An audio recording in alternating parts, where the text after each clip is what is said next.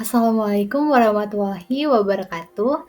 Perkenalkan saya Rumiris Putar-Butar dengan NIM 233147070711130 dari jurusan Teknologi Informasi Fakultas Vokasi Universitas Brawijaya.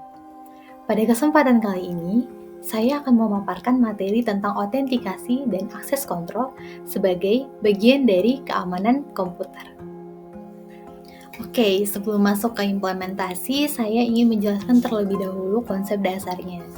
Jadi, autentikasi adalah proses untuk memverifikasi identitas pengguna, sedangkan akses kontrol adalah mekanisme untuk menentukan apa yang boleh dan yang tidak boleh dilakukan oleh pengguna setelah mereka terverifikasi.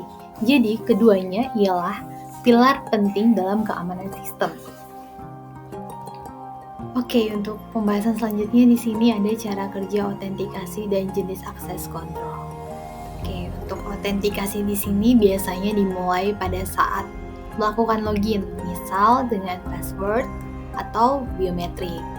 Nah, selanjutnya untuk akses kontrol, yang dimana setelah identitas kita dikenali, si akses kontrolnya menentukan hak akses si pengguna tersebut. Jadi, di sini ada jenis-jenis akses kontrol, yang diantaranya ada DSC, ada MSC, ada RBSC. Jadi masing-masing di sini punya kelebihan yang digunakan sesuai dengan kebutuhan sistem. Oke, selanjutnya di sini untuk implementasi autentikasi dan akses kontrol. Jadi dalam praktiknya, autentikasi bisa diimplementasikan menggunakan sistem login sederhana atau melalui third party seperti auth atau single sign-on. Jadi, sedangkan untuk akses kontrol biasanya diterapkan melalui peran si pengguna. Misal, di sini ada admin, yang dimana dia bisa menghapus data, sedangkan user hanya bisa melihat.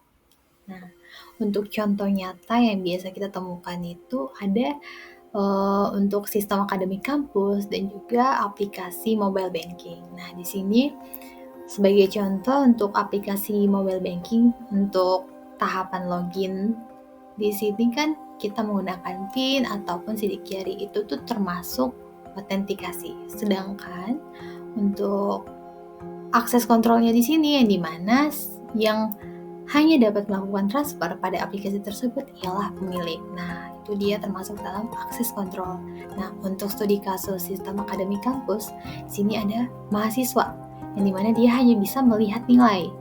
Selanjutnya ada dosen. Di sini, dosen punya akses untuk menginput dan edit nilai. Sedangkan untuk admin, di sini dia bisa mengakses semua data.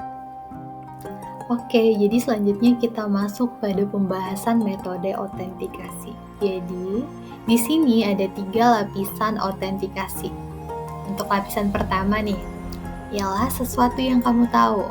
Sebagai contoh, password, PIN.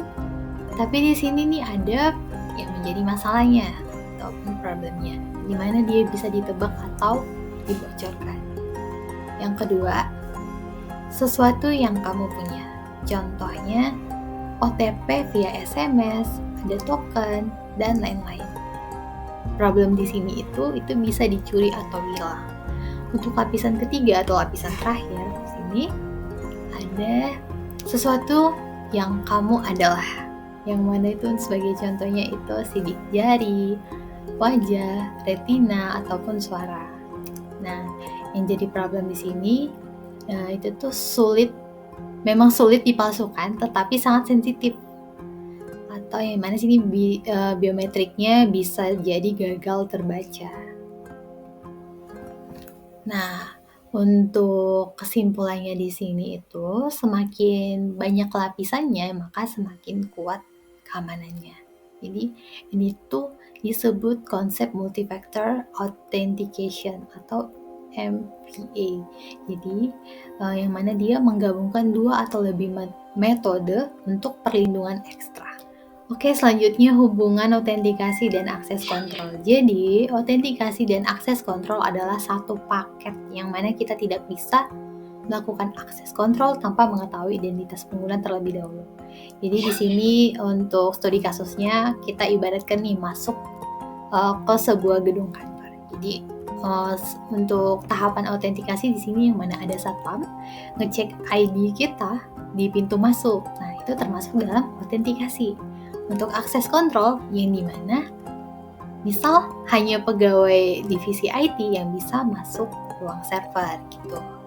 Jadi jadi analoginya tuh kalau kita belum tahu siapa orang itu, kan kita nggak bisa memutusin dia boleh ngapain. Jadi harus autentikasi dulu, baru kita kontrol aksesnya gitu. Jadi urutannya selalu autentikasi terlebih dahulu, lalu akses kontrolnya dapat diterapkan. Oke, baik. Jadi di sini kita masuk pada slide testing penerapan. Untuk membuktikan bahwa sistem ini berjalan dengan baik, dilakukanlah pengujian. Oke, berikut untuk pengujiannya. Oke, baik. Selanjutnya saya akan menjelaskan penerapan autentikasi dan akses kontrol pada project Laravel yang sebelumnya sudah saya buat. Jadi, untuk project ini saya jalankan secara lokal dan yang mana sudah saya ubah domainnya menjadi ririsnakistore.com. Yang dimana di sini memberikan kesan lebih mudah diakses saat pengujian. Berikut tampilan sebelum domainnya diubah yang mana masih menggunakan domain lokal, dan berikut saat domainnya sudah saya ubah menjadi ririsnakistore.com.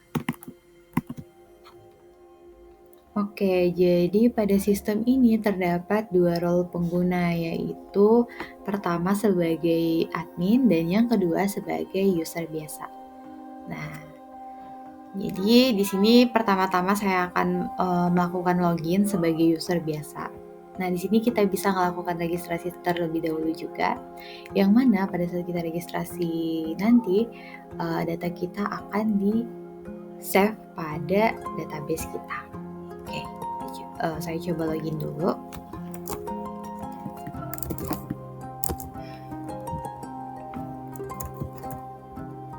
Oke.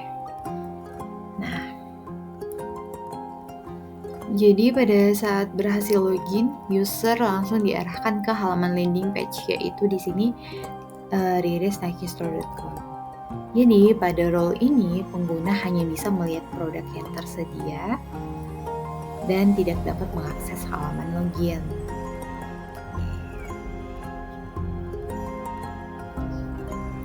Jadi ketika si user mencoba mengakses halaman admin secara langsung seperti coba ya kita lakukan seperti dia kayak mengakses ririsnakistore.com/admin. Nah, di sini sistem akan otomatis menolak akses tersebut atau melakukan redirect ke halaman yang sesuai. Oke, berikut. Nah, yang mana di sini artinya akses kontrol untuk user berhasil berjalan dengan baik. Oke, baik. Selanjutnya untuk testing kedua di sini saya coba login sebagai admin.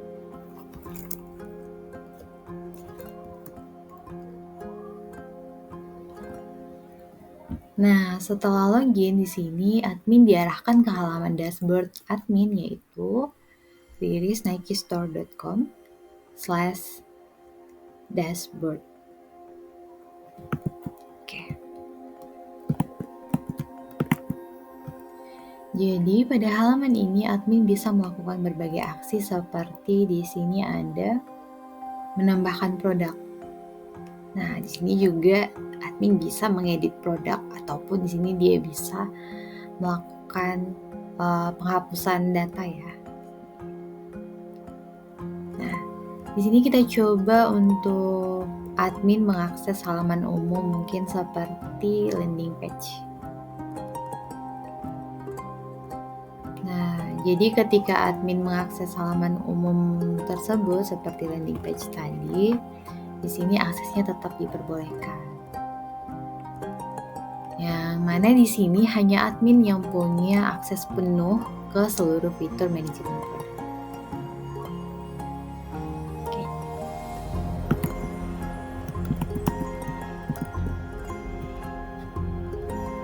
Oke, jadi dari hasil pengujian ini kita bisa simpulkan bahwa Autentikasi bekerja dengan baik karena user harus login terlebih dahulu.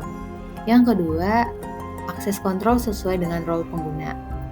Yang ketiga, user tidak bisa mengakses halaman admin. Yang keempat, di sini admin memiliki hak akses penuh terhadap fitur sistem. Oke, baik teman-teman, dari pemaparan tadi bisa kita simpulkan bahwa autentikasi dan akses kontrol sangatlah penting dalam menjaga keamanan sistem. Dengan adanya autentikasi, sistem bisa tahu nih siapa penggunanya. Dan dengan adanya akses kontrol, sistem bisa mengatur apa aja yang boleh mereka lakukan. Ya, jadi keduanya saling melengkapi dan wajib diterapkan untuk mencegah kebocoran dan penyalahgunaan data. Jadi di sini ada keywordnya, di mana autentikasi plus akses kontrol sama dengan keamanan sistem yang kuat. Oke, baik, sekian materi yang dapat saya sampaikan pada kesempatan UTS kali ini. Saya berharap penjelasan mengenai autentikasi dan akses kontrol ini dapat dipahami dan memberi manfaat, khususnya dalam konteks keamanan komputer. Terima kasih atas perhatian dan waktunya. Wassalamualaikum warahmatullahi wabarakatuh.